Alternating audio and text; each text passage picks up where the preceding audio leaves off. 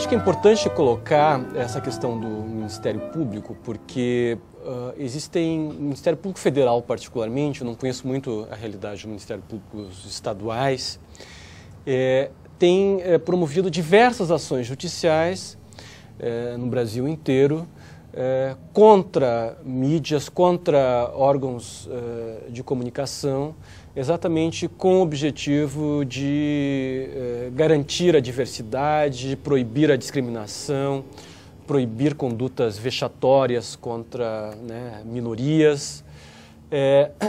E, na verdade, se construiu, por meio dessas ações judiciais, um modelo de fundamentação que eu acho importante de ser ressaltado, que ele, me parece, contrapõe, o Sérgio colocou dois modelos como pensar a questão da liberdade de expressão.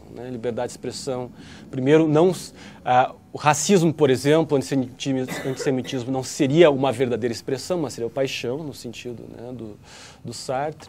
Uma outra possibilidade é a liberdade de expressão quase como um direito absoluto, ou seja, não teria limitação nenhuma. Me parece que esse é o modelo norte-americano da liberdade de expressão.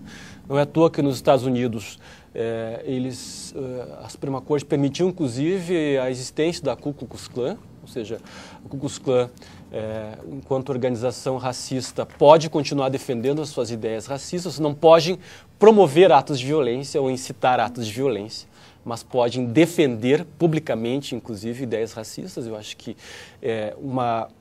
algo bem recente que pode também exemplificar esse modelo norte-americano é este episódio agora do pastor que estava disposto a queimar livros do Alcorão.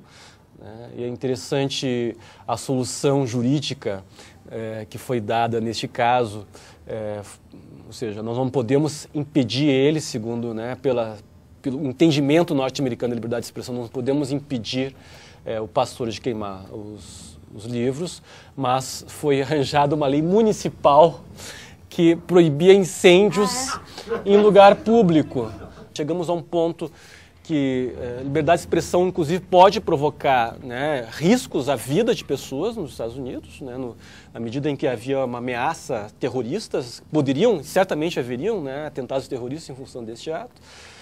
E mesmo assim foi mantida esta concepção de que a liberdade de expressão não deve ser limitada em hipótese alguma. Um outro modelo de liberdade de expressão que está sendo construído no Brasil, e que é esse modelo da liberdade de expressão como direito fundamental, mas sujeitos a restrições com base em outros princípios constitucionais, como, por exemplo, a dignidade humana ou a proibição de discriminação. Bem, a questão é saber como que este modelo, então, de pensar a liberdade de expressão não como direito absoluto, mas como direito que está sujeito a restrições com base em outros direitos constitucionais, está sendo pensado no Brasil. Parece que no Brasil hoje há uma disputa entre o modelo norte-americano da liberdade de expressão, que é exatamente trabalhar numa ideia da liberdade de expressão como um direito absoluto, e esta outro modelo de pensar a liberdade de expressão não como direito absoluto e se sujeito a restrições. O Supremo Tribunal Federal, acho que são duas decisões importantes do Supremo Tribunal Federal que tratam da liberdade de expressão. A primeira delas é o caso do racismo praticado lá do Rio Grande do Sul.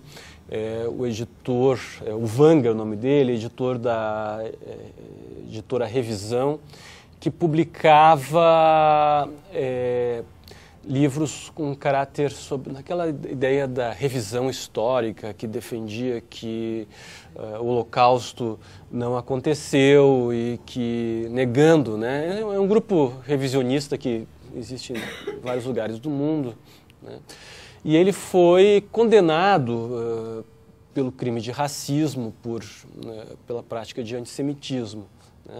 Houve uma discussão no Supremo Tribunal Federal, então foi afirmado naquele momento pelo Supremo Tribunal Federal que a liberdade de expressão não era um direito absoluto, estava sujeito a limites. Limites com base, por exemplo, na dignidade humana. Então, a dignidade humana pode impor uma restrição a essa liberdade de expressão, como no caso, então, seria possível a legislação proibir atos racistas. Haveria uma base constitucional para esta proibição, mesmo que isso configuraria uma possível limite a essa liberdade de expressão.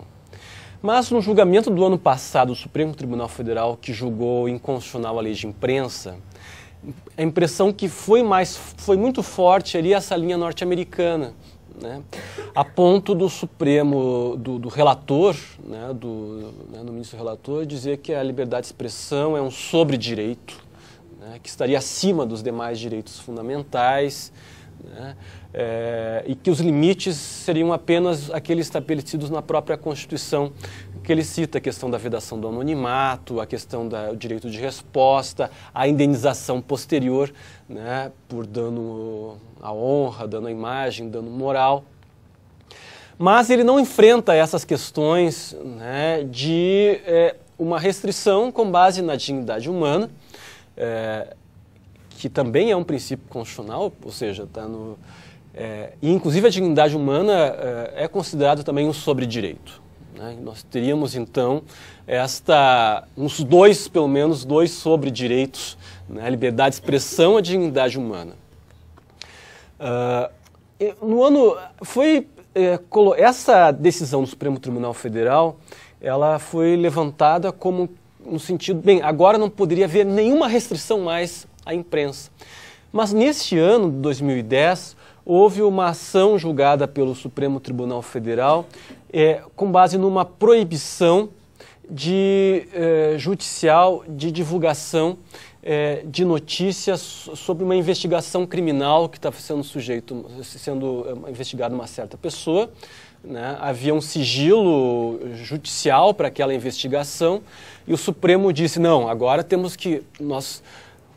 A decisão da lei de imprensa é uma coisa, essa situação é outra, nós não enfrentamos ainda essa questão há um sigilo aqui e não aplicou a questão desta consideração da liberdade de imprensa como sobre-direito neste caso.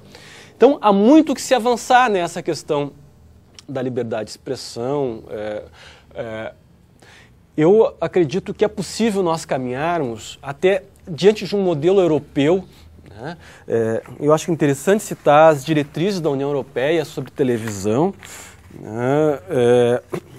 que estabelecem, por exemplo, as comunicações comerciais e audiovisuais não devem comprometer o respeito pela dignidade humana, conter ou promover qualquer discriminação com base no sexo e na orientação sexual. Então, as diretrizes da União Europeia estabelecem claramente esta vedação à discriminação por orientação sexual. Na nossa legislação é interessante, eu acho que uma das únicas leis federais que já está em vigor é a lei das rádios comunitárias, que diz expressamente que as rádios comunitárias não devem promover preconceito, discriminação por, usa a expressão, preferências sexuais.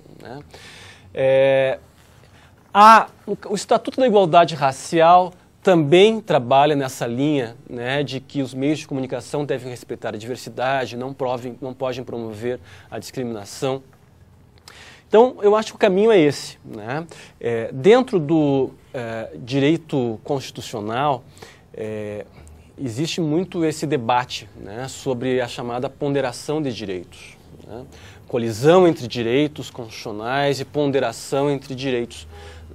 Essa ponderação, ela não se resolve de forma abstrata, ou seja, sempre vai prevalecer a liberdade de expressão, sempre vai prevalecer restrições a essa liberdade de expressão. Há casos e casos. E com isso nós podemos, nessa linha de ponderação entre direitos e considerando o direito à dignidade humana, a proibição da discriminação, nós trabalharmos nesta fundamentação constitucional de condutas que promovam a discriminação por orientação sexual ou que promovam também violação à dignidade humana desses grupos. Que liberdade de expressão nós queremos para essa discussão sobre diversidade sexual, né? Dentro desses modelos, né, colocados. Eu lembrei do fundamento do projeto de lei que pune a homofobia. Ele diz assim: bem, nós queremos que a homofobia tenha o mesmo tratamento que o racismo. Então, se busca, na verdade, um tratamento igual. Já que o racismo é crime, nós queremos também que a homofobia seja crime. Na verdade, esse modelo, né, é o modelo de se aplicar essa questão de diversidade sexual a questão desse mesmo modelo existente em relação ao racismo. A questão no Brasil, por exemplo, a questão do caso do antissemitismo, do Elvanger, ou seja, foi um livro publicado, né, que defendendo que não aconteceu o Holocausto. Houve a penalização criminal em função disso, assim como vários países europeus punem simplesmente a divulgação de ideias revisionistas, né? Na Suíça aconteceu de um professor de história que foi preso, né, em função de divulgar. Bem, me parece que aqui algumas manifestações, nós não queremos esse modelo, nós confiamos no movimento social e nós queremos conquistar espaço a que as pessoas pensem através da nossa militância, das nossas falas. Que eu acho interessante isso, né, de se pensar desse modo, né? Me parece que esse debate aqui coloca a questão nesse sentido, ou seja, nós queremos algo diferente, né? Bem, até que ponto há condições de se construir esta condição de se conseguir esse espaço realmente na mídia, né, que consiga levar essas posições, algo que daí eu tenho dúvidas, mas enfim, né, algo para o movimento pensar, para as pessoas pensarem, né? Então, neste aspecto, eu acho que esse debate leva para essa discussão, né, até que ponto, né, a fala da Regina, por exemplo, fora de questão o controle da linguagem, né? Então, vamos então buscar a disputa dentro da linguagem, né? Então, este é o espaço, esse é o caminho a ser seguido. É uma proposta interessante para ser pensada.